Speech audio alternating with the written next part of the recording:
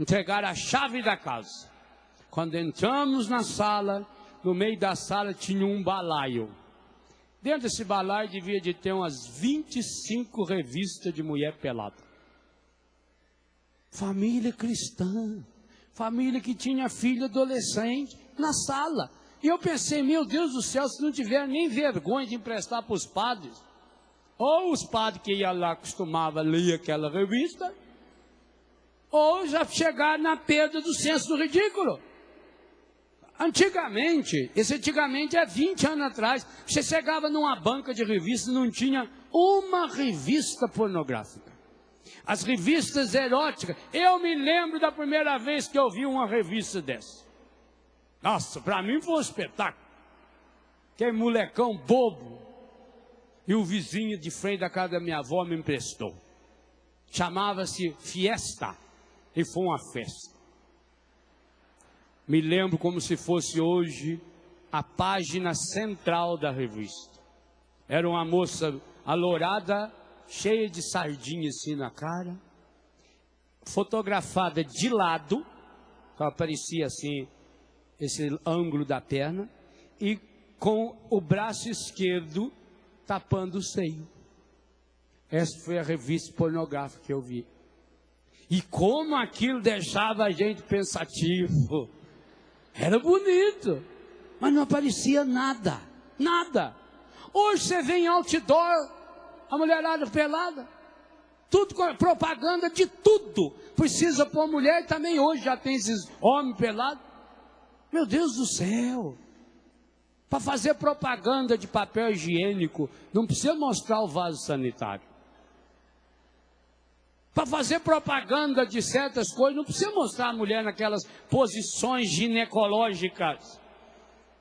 Porque imagino que isso faz na cabeça do adolescente, na cabeça da criança que está formando a sua sexualidade. Porque criança não nasce sexuado, não. Criança tem genitais.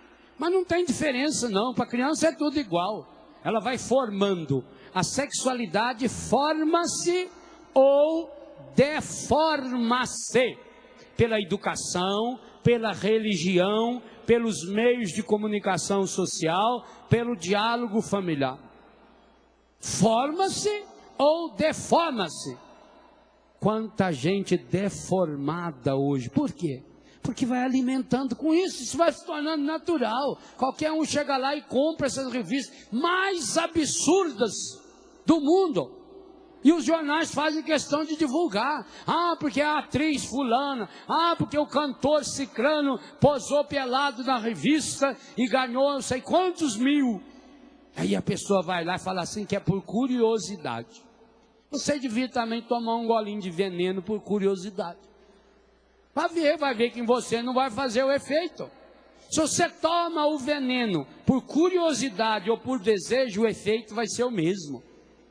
Então a pessoa vai alimentando uma visão estragada e vai perdendo a capacidade da pureza.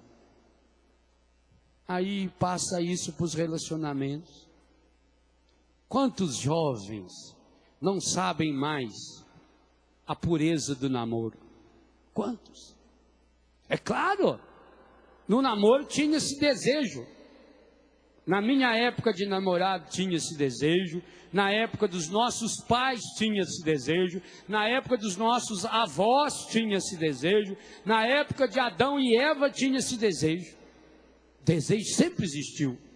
Mas a gente dominava o desejo. E dominava o desejo por causa dos valores. Sem os valores, ninguém domina desejo nenhum. Domava-se o desejo porque pensava em algo maior, ou pensava-se no matrimônio. E a gente queria que o nosso matrimônio fosse abençoado por Deus. Esse era o sonho. Todo mundo sabe que o sonho de toda menina, mas também de todo rapaz, era se casar na igreja, era receber a bênção de Deus, era poder unir-se. E a gente sabia, por valor, que aprendeu em casa, que aprendeu na catequese. Eu, na verdade, aprendi muito mais na minha casa do que em qualquer outro lugar. E aprendi muito mais pelo silêncio de testemunho do meu pai e da minha mãe, do que por aulas que eles estivessem sentados. Vem cá. Aliás, não me lembro mesmo de o meu pai ou a minha mãe chegar e falar: vem cá, senta aqui que eu vou explicar para você. Não. Era de uma forma natural. A gente vendo o respeito que papai tinha pela mamãe, o respeito de mamãe com o papai, a orientação que eles iam dando, o tipo de roupa que eles faziam para a gente.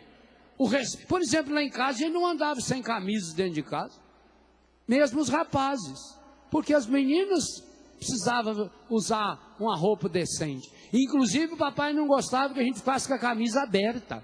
Fica dentro de casa. A mesa, por exemplo, jamais sentar à mesa sem camisa. Aquilo era um absurdo.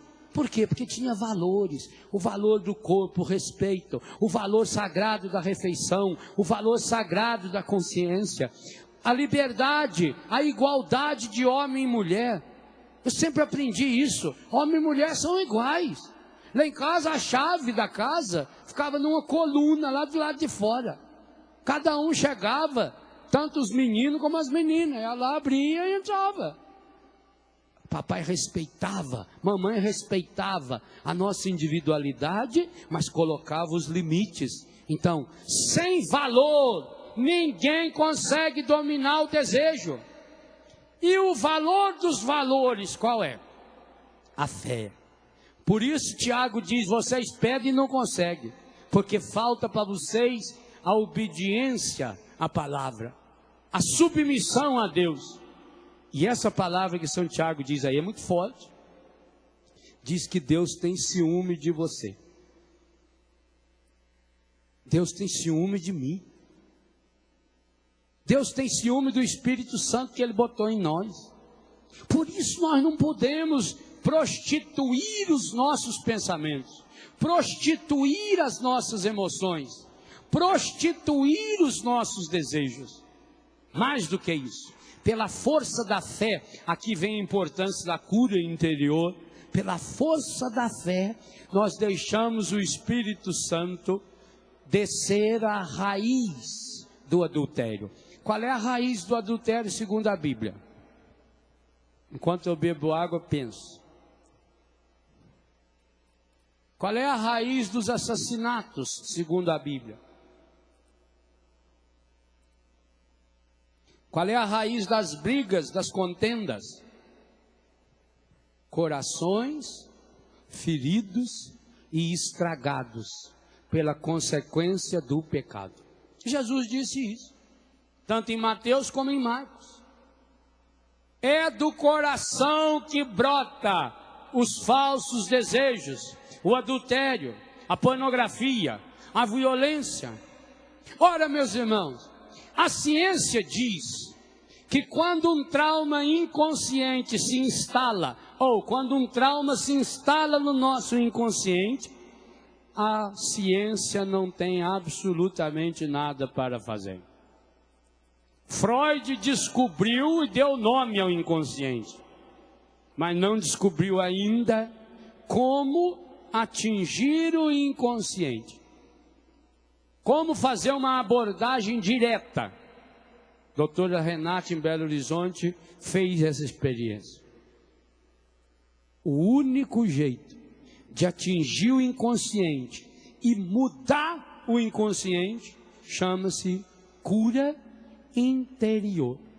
O único jeito de vencer, portanto, os desejos estragados é através da prática do exercício da oração de cura interior.